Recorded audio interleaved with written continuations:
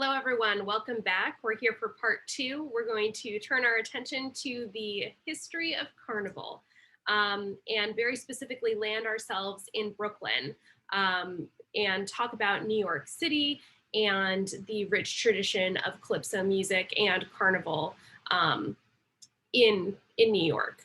Let me go ahead and pull up my lecture notes once more. Here we go. So, interestingly enough, here we go.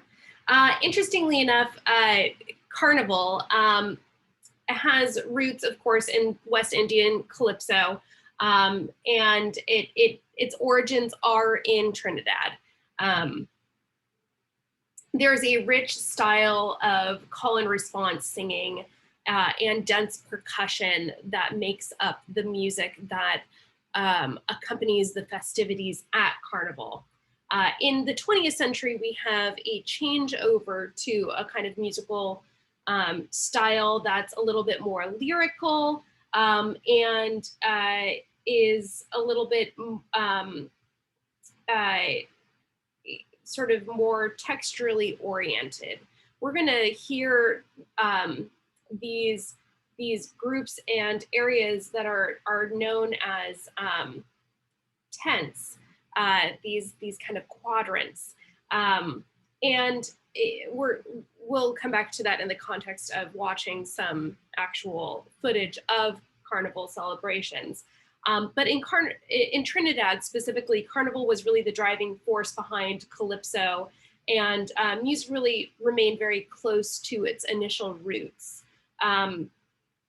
However, in New York City, we have a major change where, recordings like those by Harry Belafonte, radio transmission of these performances, club performances, helped spread the popularity of calypso, but this version of calypso was much less authentic. When discussing Carnival, I want to discuss the opening of Carnival celebration, Juve. And it derives from the French, which really means the day of the day breaking. And it is the opening festivity of Carnival. Steel pan bands are one of the main attractions of this celebration. And there is a really vibrant opening Carnival celebration that happens in Brooklyn. And it's always the first weekend of September. So this tradition of Carnival actually didn't start in New York City, rather in Brooklyn. It started in New York City in Harlem. And specifically in the 1930s, there was the Carnival that we know of as its sort of origins. It was a smaller costumed event. But the really big street parade started in 1947. Unfortunately, the permit ended up being revoked in '64, which was really unfortunate. But a brief 5 years later, in '69, the parade moved to Brooklyn, where it has continued its existence. Happens every single year. It did not happen in 2020 because of the pandemic. I am interested. I don't know what the plans are for 2021 this year. I have only caught a tiny glimpse of the festivities myself in previous years, but certainly after preparing this lecture, I am more inclined to go and participate myself. So I want to, really spend some time looking at some footage of Carnival, specifically the one that happens in Brooklyn, and talk about what's going on. We're going to open it up with a little snippet of somewhat decent chunk of a Vice documentary that is about this big celebration that happens in Brooklyn. Incorporates a number of interesting interviews from the community that I think are very telling in giving the just more detail to the event, especially as an outsider who isn't a part of this community. Hearing the voice of insiders is particularly important. So I'd like to play us a handful of minutes from that documentary. I'll include the link of it in the listening examples. If you have time, I would so encourage you to watch the remainder of it. It's really quite fascinating.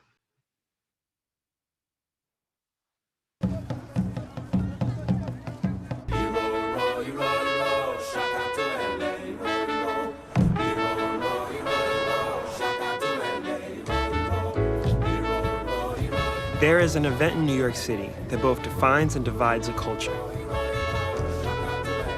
Carnival is a triumphant celebration put on by Brooklyn's vibrant Caribbean community. It represents freedom from slavery and rebellion.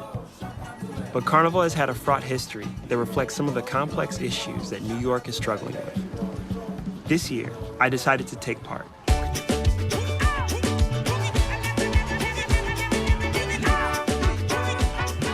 For years, my friends at the salon in Fort Greene, where I get my hair braided, have been telling me to experience it for myself. Oh, so I have to warn you about the parade. What's wrong with the parade? So, you're gonna see some things that you may not be used to. Okay, what am I gonna see? So you're gonna see a lot of skin, a lot of whining. You know how to whine. I don't really know how to whine. You can't be shy because random people, they just jump on you and start dancing. Carnival in different Caribbean countries is slightly different. Trinidad has their stuff. I'm from Barbados. We have our stuff. You have all these people coming together, and then everybody's doing their thing. So it looks chaotic at times, but we all in it, we understand. Because you have such a milieu of different cultures here, it is not understood or respected. In the carnival tradition, somebody's going to lose a life and somebody's going to be born. That's the reason why Trinidad and Tobago have a lot of Scorpio people. All right? You guys have a good time. Can you give them some whining lessons? A whining lessons? Yeah. I mean, if you're a black man, you have sex, you're good. That's all you can do. I'm quite sure you do it naturally. That's why I was telling him you have to walk and whine, walk and whine. Yeah, tripping is a kind of a shuffle. Show us, Najami. Yeah, I play some music.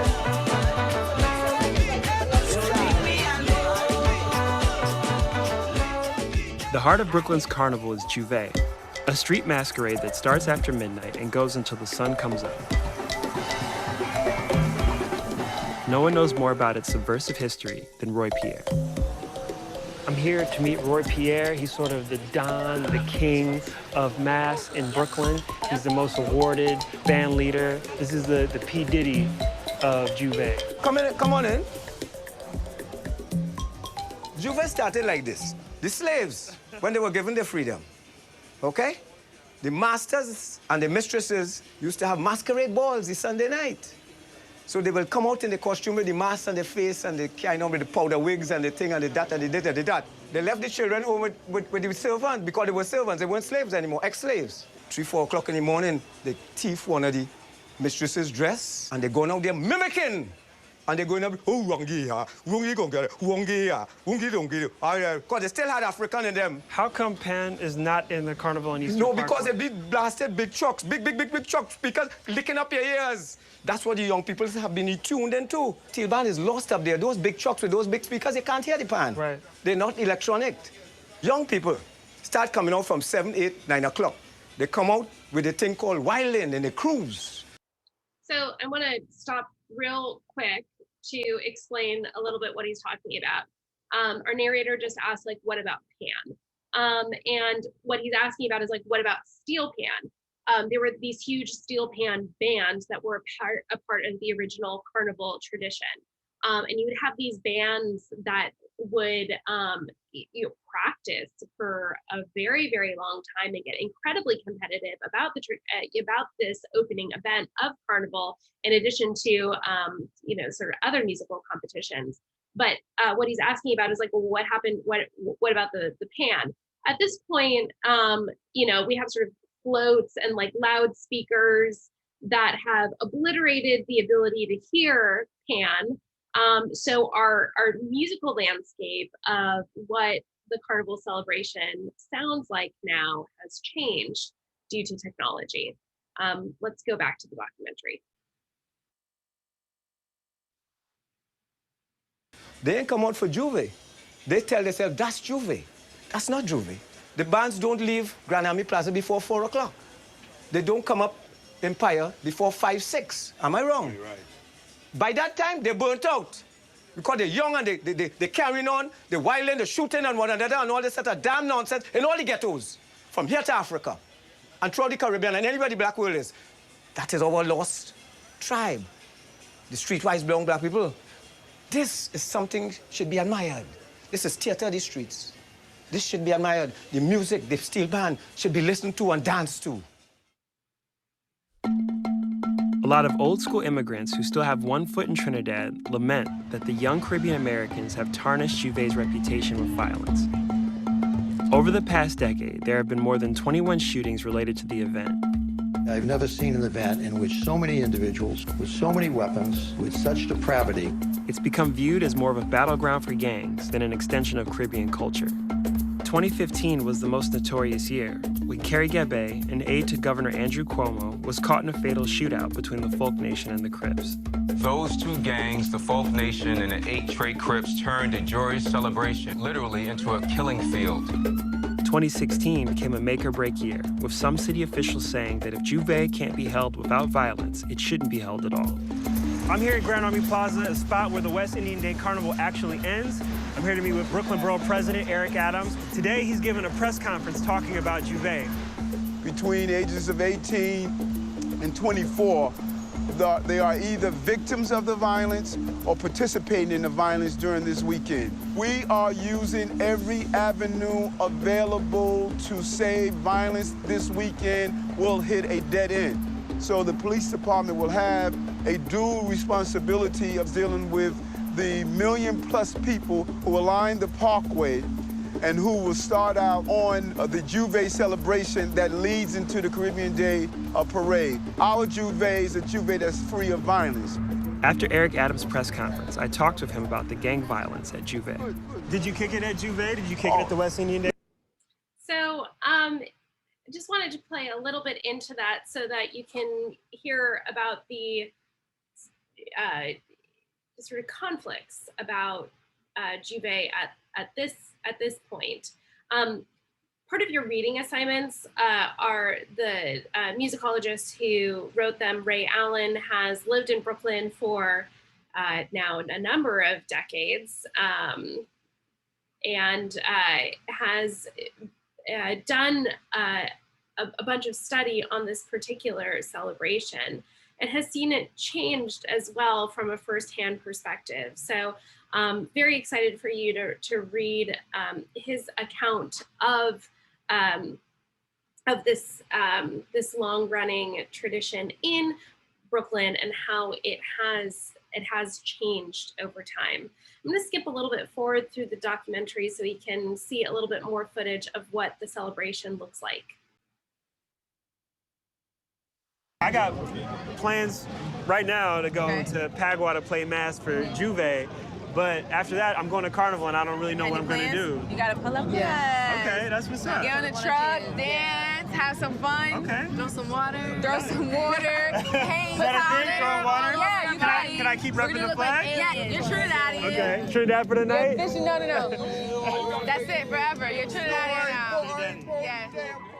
With my Trinidadian scarf in hand, I left the house party to get ready to play mass.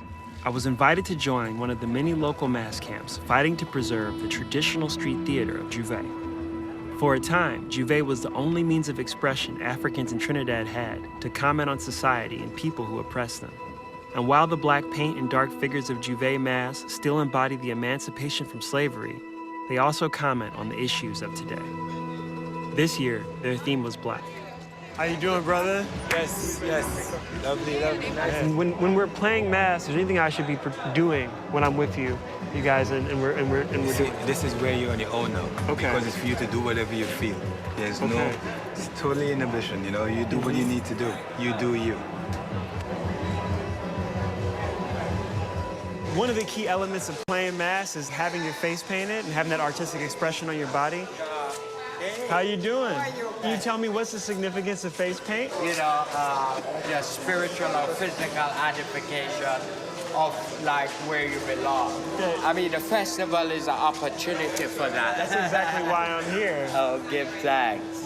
Because, you know, I really wanted to use this opportunity to get in touch with a culture that I feel like I've lost. Yes, we're getting in touch with it. That's what it is.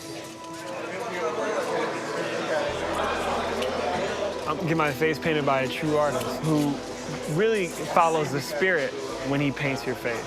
You know, there's no planned pattern, there's no specific thing. It's kind of a freestyle or improvisation to really communicate a feeling.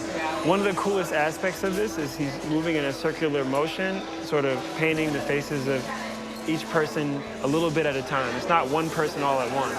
There's a really fluid movement to it. Thank you so much. Let it begin.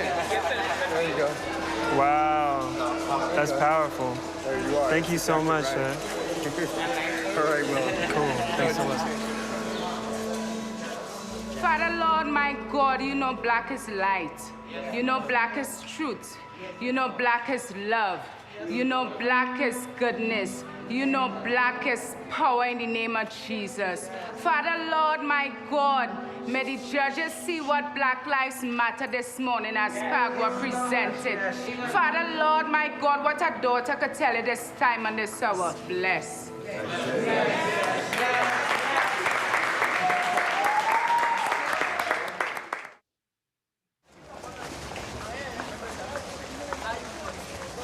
So from what I understand, we're going to be walking here from the Mass camp over to the beginning of what is Juve. We're going to march for an extended distance, chipping, playing music, dancing, you know, just generally vibing out. Don't follow me. We build different. Describe your costume to me, bro. Playing the Jagaban. Is that a historical character that's always played in? It comes out at night, lives in caves, and feeds on blood. Yo, it's beautiful. Bless it.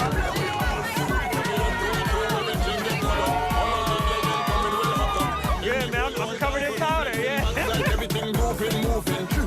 Last got in my right hand, reverse in my left hand. With that thing in front of me, What is the paint all about? It's celebrating where we come from. My crown of thorns and the pins represent that I'm trying to put my community back together one baby at a time, one Black life at a time. That's awesome.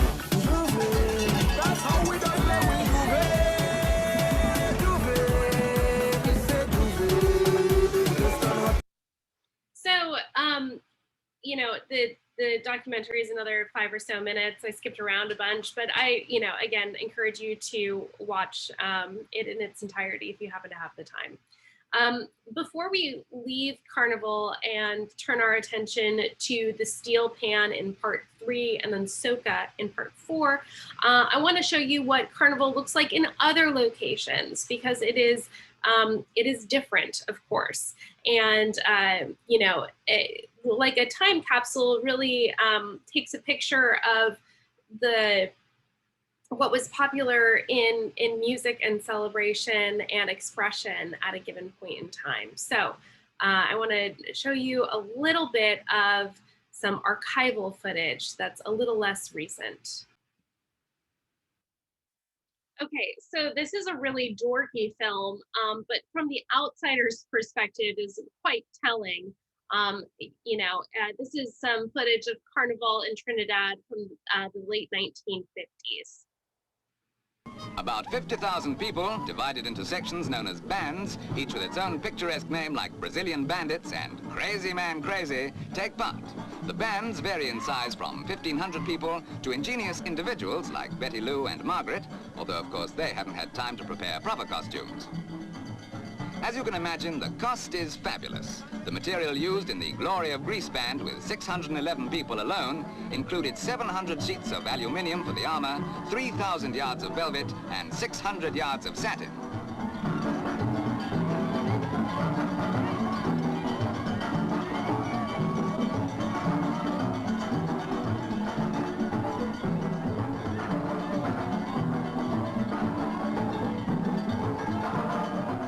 Prizes are awarded for the most original and attractive outfits. Incidentally, even the most tremendous contraptions worn on the head are still called hats. But the expenses and effort that go into these fantasies are far more than the prize value. Another astonishing thing is that no matter what the cost, costumes and figures are not used again. It is, in fact, a year's work for 2 days.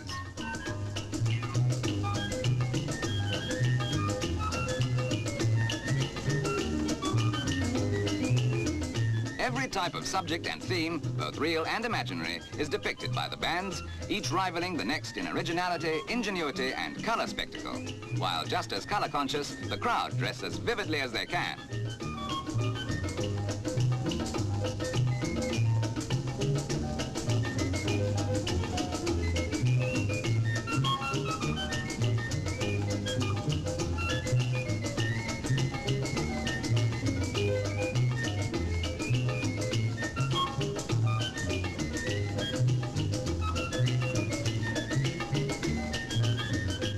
Incidentally, as a matter of interest, steel bands introduced after the war were banned at one time because of the number of vehicles that were being robbed of bumper bars and other useful parts. Fortunately, today they're not. And for mile after mile, the procession takes 4 hours to pass a given point, these happy people dance on to their intoxicating rhythm.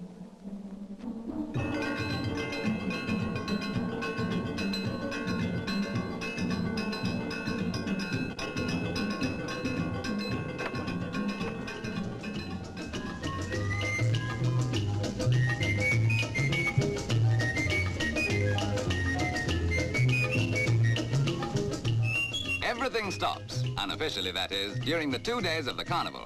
Shops close and workers take time off to watch or, when possible, take part in the long-awaited festival. For at this time, personal interests are forgotten. Everyone gives their all for the privilege of sharing this experience. Typical of the unquenchable spirit that makes the Trinidad Carnival an unforgettable occasion. Wonderful. So, I love ephemeral films from, bygone eras. The narration is quite telling, but what I love is the footage beyond that. So that was from 1952. I'd love to pull up one more slice of history and look at Carnival from another decade before we close out our second section. One moment. So this is from Trinidad in 1977. Remember, the area gained independence in 1962.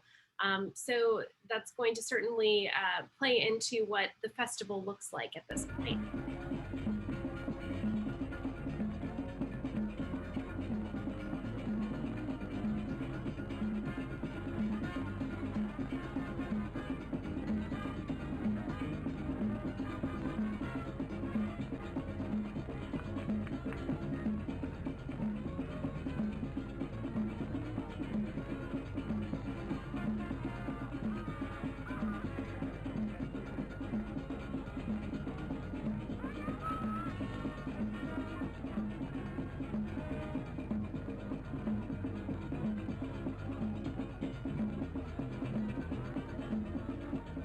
We have a kids aspect to the carnival celebrations as well.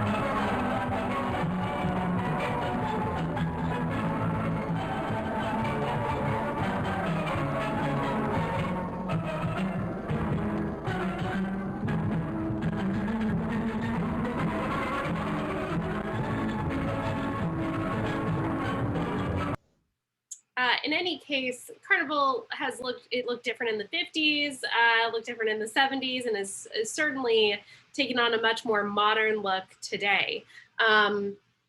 So what we heard, though, in those last two examples is lots of steel pan. And we haven't talked about that instrument much yet, but it is certainly a part of the calypso tradition. And excited to show you exactly how that instrument is made, how it is played, and how steel bands actually rehearse pieces of music, which is significantly different than, an orchestra might rehearse a piece by Beethoven, for example. So in part 3, I will see you back here. We will continue our discussion on steel pan.